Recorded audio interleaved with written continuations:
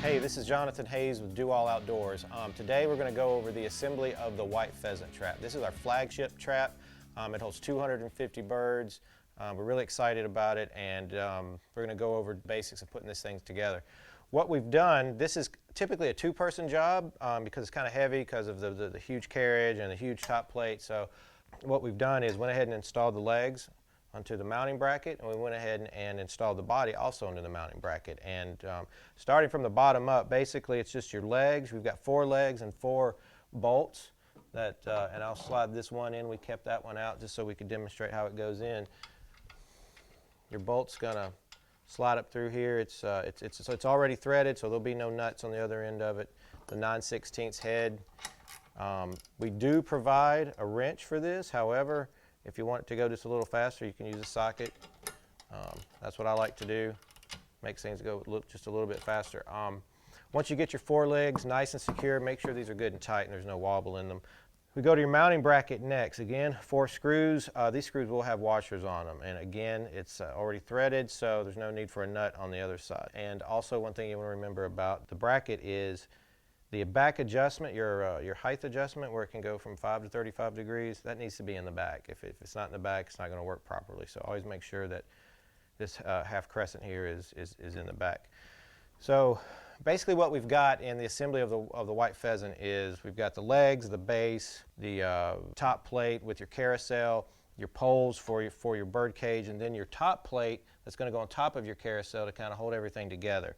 Inside poles we're going to put on first. Those are your thinner diameter poles, and then your larger diameter poles are going to go on the outside. It's very important that you kind of separate those as you're doing this, otherwise it's not going to work properly. So small poles go on the inside, and it'll be indicated on the trap where everything needs to go, so we'll cover that for you. One thing I do want to point out is that you hand tighten all of these poles. If you over tighten them, they're going to bind on you, and they're not going to, you want just a little give in them so you can install the top plate on the carousel. If the poles bind, the birds are going to bind, and they're not going to drop onto your arm cleanly. So you want to make sure that nothing here, nothing on the top part of this trap is over tightened. It shows up pretty good here.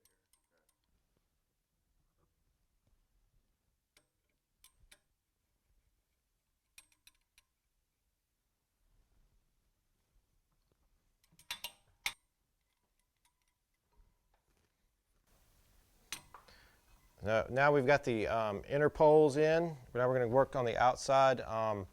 Once you start on that, you can turn this trap, you can turn the carousel with your hand, so there's no need to walk around the machine. And again, we're just hand tightening these. All right, we're just finishing tightening up the last pole by hand. Next thing we want to do is we want to take the top plate for this carousel and mount it on top of here, just kind of hold it in place. Not too complicated. We've got several Allen screws with washers on them. So what you can do is just, while you're holding it up there, you get one started by hand. There's no need to torque down on these things just yet. And kind of work your way around, just kind of randomly if you want. No particular order. And again, I do want to point out with these poles, on these Allen screws, we're just going to hand tighten them, and then after we hand tighten, we're probably going to give them about a quarter, maybe half turn on tightening it, because we don't want this to be too tight. Again, if they're too tight, your poles are going to bind and your birds aren't going to drop properly. So just remember, anything on top of the machine, top plate and beyond, we're not going to torque down on. All right, now that we've got our outer poles in and the screws attached, what we want to do is hand tighten them all, and then maybe give them a quarter, half turn with the Allen screw, Allen wrench that's provided for you.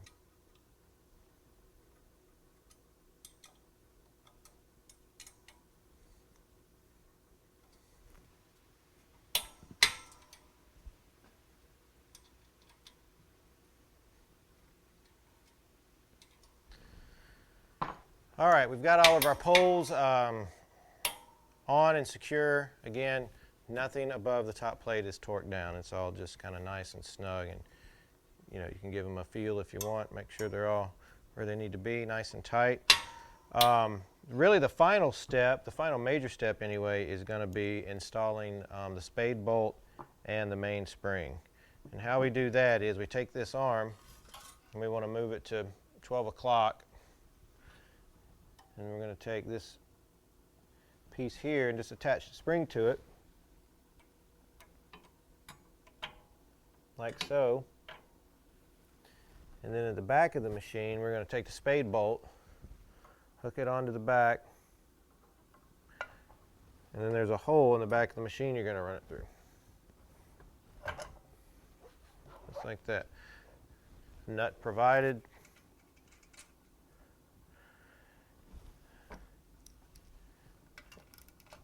Again, a 9/16. You want to hold on to the spring while you're tightening it. Rule of thumb, 3 to 5 threads out of the back of the machine. If you don't have that, you'll need to tighten. There's 2 bolts on this spade bolt, 2 nuts on the spade bolt. You want to back one off and make sure you've got plenty of room there. So right now I'm at about, I would say 3 threads, which is fine. You can go 5 if you want. There's really no set measurement for that. It's just kind of a matter of preference. That's pretty much the assembly of the trap. It's all together, it's all secure, and I want to go over just a couple of final things. One I want to talk about is the safety ring. You want to make sure this is on before you fire the machine. Basically what this does is this is just a visual perimeter that covers how far the throwing arm comes out. So that's just kind of an added safety feature. Also, foot pedals included. It's going to plug into the back of the machine like so. Also, one little feature that this machine has, just like all of our traps, is you don't have to plug this directly into here. This is a 25-foot cord. You can add an extension cord. You can go 25, 50 feet, 100 feet, doesn't matter, and put you far away from the trap, so you know, the operator can shoot as well. Also, we've got the cables, pretty self-explanatory, positive, negative. They go onto your 12-volt marine battery. All right, now that we're fully assembled, one thing we want to touch on is anytime you want to work on this machine, you want to make sure that it's disarmed, it's in the off position, it's unhooked from your battery, and the main spring is unplugged. And basically what you're going to do is you're going to take the dial that's in the back, cut it to the off position, slide it over to the disarmed position, engage your foot pedal, and that's going to pull your arm around to the 12 o'clock position, and at that point you're going to be disarmed. At that point, take your dial, cut it back to the off position, unhook the cables from your battery, and then you're going to go around to the bottom of the machine and unhook your main spring. This has got to be fully removed before you attempt any repairs or make any types of adjustments.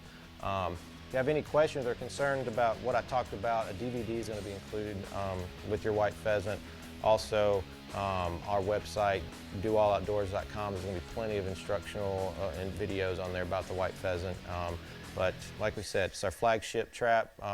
Go out and have a lot of fun with it.